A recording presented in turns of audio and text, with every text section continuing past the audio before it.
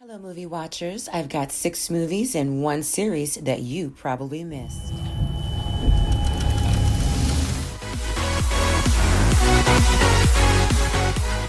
Hello, everyone. It's Courtney here. Welcome back to my What to Watch Now channel. I hope you had a great week. In this video, I've got hidden gems on Netflix. There are 6 movies and 1 series that you've got to see. But first, thank you for watching. Please subscribe, like, and click the notification bell so you're alerted to the new videos I upload every Friday. To start off the list, we have Free Fire. This movie came out in 2016 and is rated R. A24 does it again. An ensemble cast makes up the 2 opposing sides in this movie. They all meet up in an abandoned warehouse to sell and exchange guns. You know, simple transaction stuff. When the wrong person on the wrong side shows up. I mean, it's not called Free Fire for nothing. It's always that one guy that sure as the day is long, he'll mess everything up. And just like that, it's a free-for-all. Everyone starts shooting. I'm talking chaos. Bullets are constantly going off here, there, everywhere for the rest of the movie.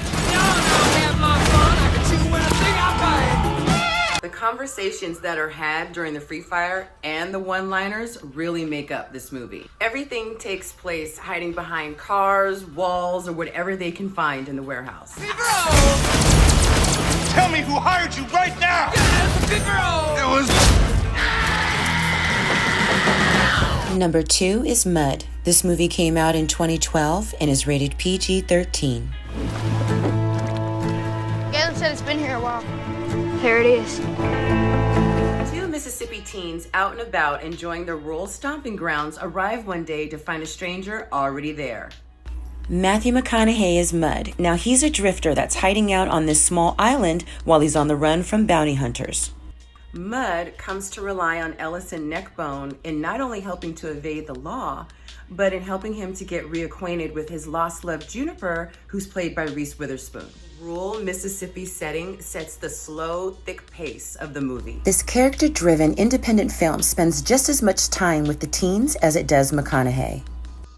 It gave me vibes from the movie Sling Blade as far as the teen and the adult, the conversations and their interactions. The teens end up learning about love, life, and people from the most unlikely of sources. Everything you told me was a lie! Number 3 is It Comes at Night. This movie came out in 2017 and is rated R. I just want to talk. And I want honest answers. Do you have any idea what's going on out there? Right off, you want to know what's coming at night. Is it a creature? A killer? The end of the world? With a title like this, you get the feeling that maybe something bad is coming or is gonna happen. They purposely gave this an ambiguous title. In this movie, you have a family living in the woods during some sort of apocalypse when another family shows up needing shelter and food. Isolation and paranoia. Now, those 2 things mixed together isn't good.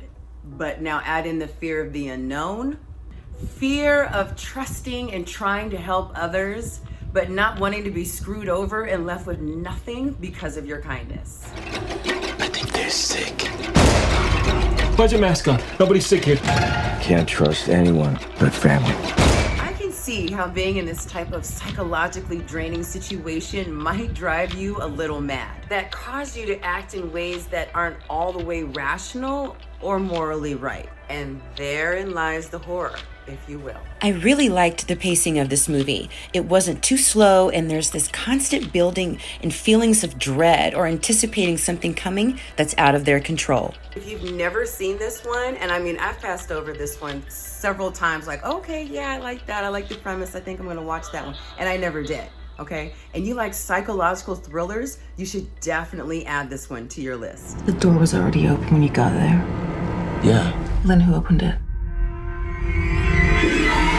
If you're lying to me, I will kill you. Number 4 is Haywire. This movie came out in 2011 and is rated R. Negotiations broke down. We just need somebody to go and get the guy. Pretty much all of Steven Soderbergh's movies I like. I think the first movie I saw of his was 1989's Sex, Lies, and Videotape. His catalog now consists of movies like the Ocean's movies, Aaron Brockovich, Traffic, Logan Lucky, Unsane, and now I found Haywire. Gina Carano is Mallory, an operative who is betrayed, left for dead, and needing to figure out who in her agency is behind it and get to them before they finish her. There's fighting. A lot of fighting. She fights the whole movie just about. I know she used to be a professional MMA fighter, and it shows.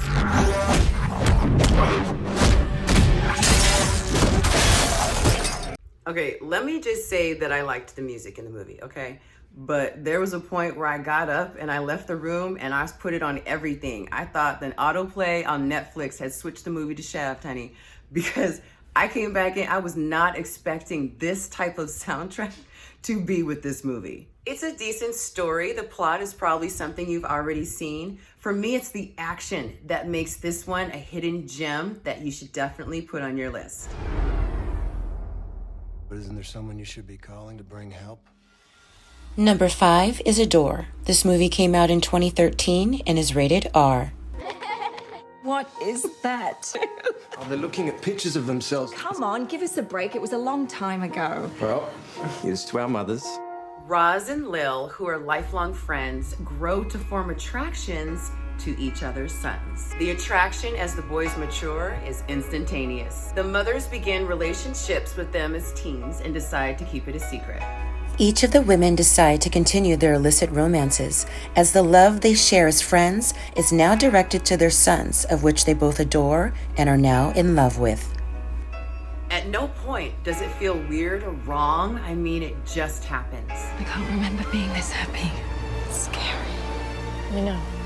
You're so really pleased with yourself, aren't you? Life goes on, their love only gets stronger and deeper. When their reality changes and younger women are introduced, it becomes a question of, do you do what's best for others or what's best for yourself? Oh, you are a really good liar.